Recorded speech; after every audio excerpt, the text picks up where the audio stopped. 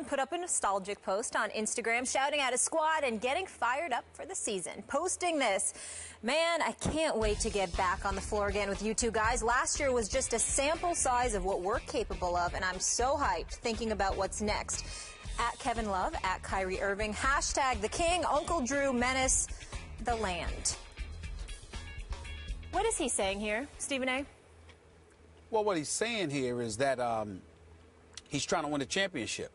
And in his heart of hearts, he believes that had it not been for Kyrie Irving and Kevin Love going down, the Cleveland Cavaliers would be NBA world champions.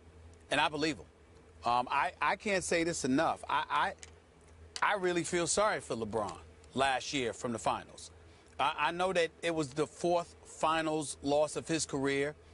It's one of those things where I don't give any accountability to him whatsoever with that NBA finals loss. I know that he was horrific from three-point range, which you repeatedly bring up, Skip, and that's legitimate. I get that. But that's about the only thing that you can say. When you talk about a Herculean effort that was put on display, there is no question that that's what LeBron James did in the NBA Finals. He seemed to have virtually no help whatsoever on the offensive end of the floor. Matthew Dellavedova and Iman Shumpert are defensive players. J.R. Smith was a complete no-show, and as much as I like J.R. Smith, I've made my feelings very, very clear about him. He has been in the league too long. He is too gifted to be the one-dimensional shooter that he is. He should have a better handle. He should know that he could get to the free throw line and get shots that way. He should go to the rack more. He should be like Vinny the Microwave Johnson was in his heyday with the bad boy Detroit Pistons. It ain't about shooting a jump shot. It's about scoring any way you know how to. That's what JR needs to be. When you look at LeBron, what help did he have? Tristan Thompson was a rebounding demon, was there for defense, gave you a little something offensively, no doubt, but that's not his MO. Okay, I mean, wherever you turned, nobody was there to step up offensively because Kevin Love and Kyrie Irving was gone. LeBron had absolutely no help whatsoever, and I don't hold him accountable for that finals loss. It was too much for him to overcome. So when he makes the statement that he makes, it's because this entire offseason, I have absolutely positively no doubt that what has been tugging away at him is the fact that guys got hurt. Kevin Love, first round against Boston, with Kelly Olynyk, and that MMA move as far as I'm concerned, separating his shoulder, and Kyrie Irving, even with questionable knees, goes down in game one at 23 points and 7 assists, despite his knees. I mean, if they were healthy, I think it's a different NBA Finals. Not to knock the Golden State Warriors in any way. Steve Kerr did a hell of a job. Steph Curry is the man. But I would have loved to see those guys healthy. And I think LeBron James, that's exactly what he's saying, because he firmly believes if that were the case, they would be standing here as NBA world champions right now. So they got some business to go in hand. Okay, before I deal with your larger point, are you suggesting now that Olynyk cheap-shotted Kevin Love, that was a dirty play? Skip, I said that today. I don't remember you saying it was dirty. I thought we both agreed they just got tangled up a little bit. No, I said, listen, that looked like an MMA move to me. I didn't like the move at all. I'm not going to call him dirty or whatever, but I think that particular play, he did not have to do what he did, which led to the separation of Kevin Love's shoulder. You're going for the ball. He didn't have to grab his arm that way. Now, I'm sure he did not intend to separate his shoulder. I don't think but so. It was a suspect move on his part. I'm not saying he intentionally hurt the shoulder, but it was a suspect move. Okay, back to the larger issue. Are you sure that LeBron wasn't sending a between-the-lines Instagram message to make excuses for what happened in the finals? Because that's the way it struck me. He was making excuses as we approach this next basketball season. I don't look at it that way, Skip. I look at it as fact. You can call it an excuse all you want to, but to me, excuses are things that you look for to rationalize your deficiencies. There is no question you don't have to look for that when it comes to LeBron James. Kevin Love and Kyrie Irving, two of the big three, the new version of the big three, were gone in the NBA Finals. And against Steph Curry, Klay Thompson, the Splash Brothers, with Draymond Green, with an Andre Iguodala, with all of the things that they've done all this year, he had to go out there as a one-man wrecking crew with people like you convincing him that he had help because of Matthew Dellavedova. I mean, you give me a break. I like Dellavedova as a person, and I like him as a role player. But to be the guy that you had to lean on in the NBA Finals as your point guard, just stop it. LeBron James virtually had no help. Now, it was supposed to be JR who showed up and offset the loss of Kevin Love and Kyrie Irving to some degree. And J.R. Smith was a no-show because his jump shot wasn't falling, and he continues to be one-dimensional. He's better than that. He's more talented than that. He needs to step up and diversify his game. Okay. But outside of it, but had he done that, it would have been a different result, too. Okay. I just think that, no question, Kevin Love and Kyrie Irving, you don't have to look for those excuses, Skip. They're not excuses. They're facts. Okay. I'm not trying to give LeBron a pass. Okay, now it's that I've fact. allowed your revisionist history as you look back at what happened in the finals, I'm going to give you my take on what I saw when we were at the NBA Finals. I actually was there in Cleveland, so it counted for me, too. Usually I just watch on TV, so it counted. You were there. You were in the arena, so it was counting, but I was there, too. So for me, that game actually counted. The home team was up 2-1 with another game at home.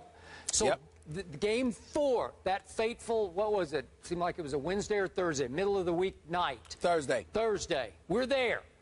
And it's LeBron's house. He should have owned this game. And you conceded or agreed the next morning that LeBron just either ran out of gas or just had a bad night, because he just came out flat from the start. I was shocked by it. And by the way, Matthew Dellavedova had contributed mightily to getting them to 2-1 up. And that night, he ran out of gas for sure and wound up, remember, he had to go to the hospital for IVs or something after the game, and then he was never the same after that.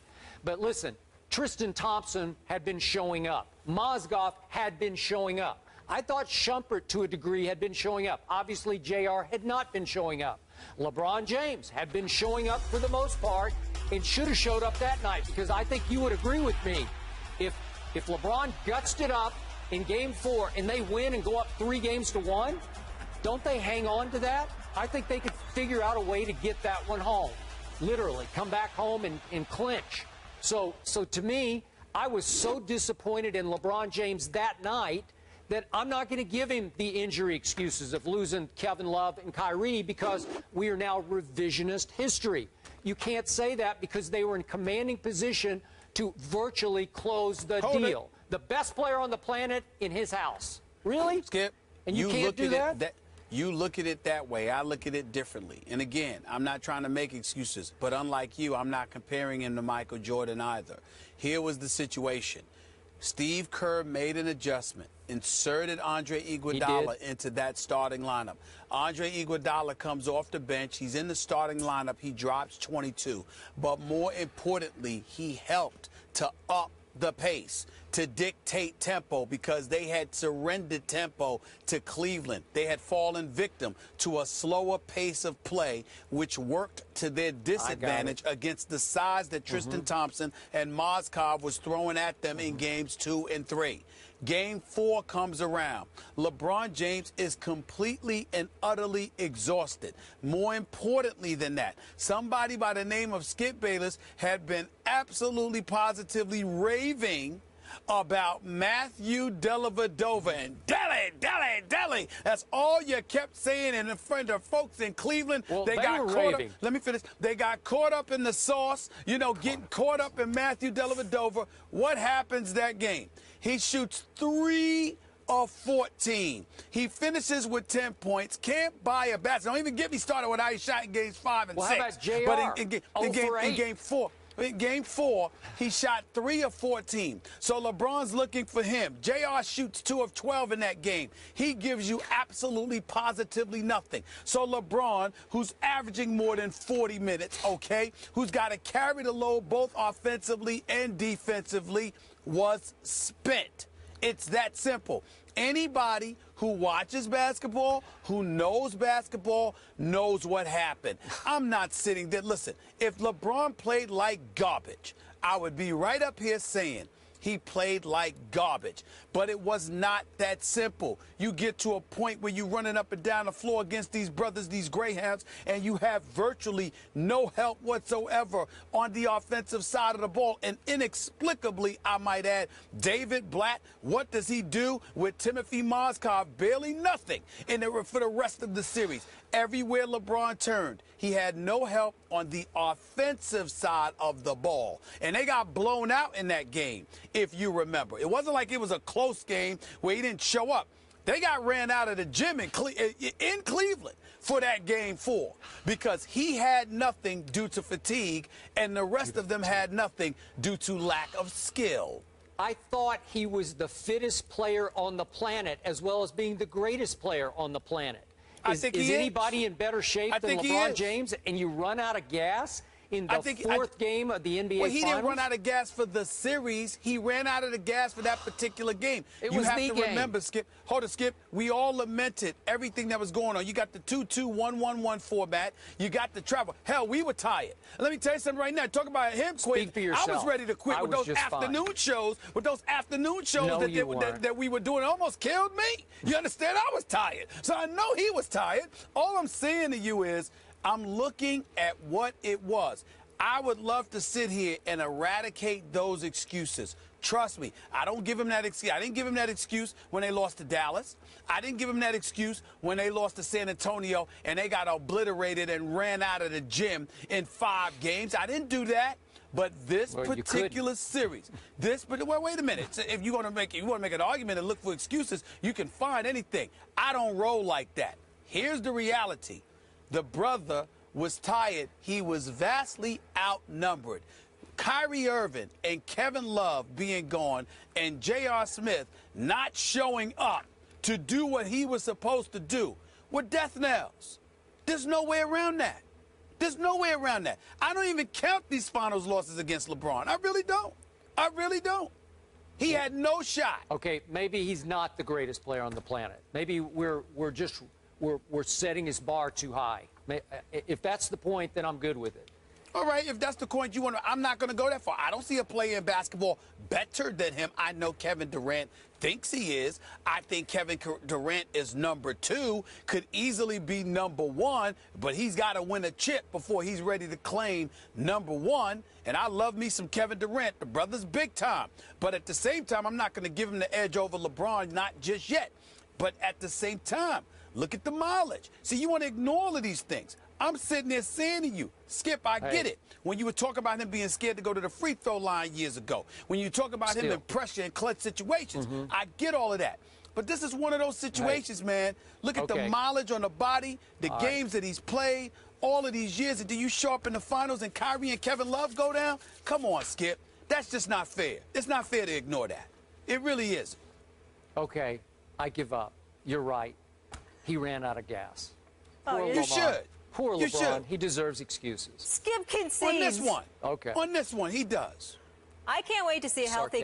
I know, of course, a healthy Cleveland squad here. They're still the clear-cut favorites to win it all, according to Westgate Las Vegas Superbook. The Cavs. I don't agree with that. But guess who's number 2, Even with Skip? them, I don't think they're the favorites to win it all. Guess who's number 2? Your Spurs. Well, as my man just said here, seriously? I mean, the Spurs should be the favorite. I don't think they should be favored ahead of the Spurs. No. Oh, no, I don't believe that. Thank you. No debate. Now we're talking. No debate. Just wrapping things up here. See, they're on the same page now. See what I do? All right. Reggie Wayne is a Patriot. Let's all hug it out. Maybe hard for some Colts fans to swallow. Did he make the right choice? We'll discuss that next.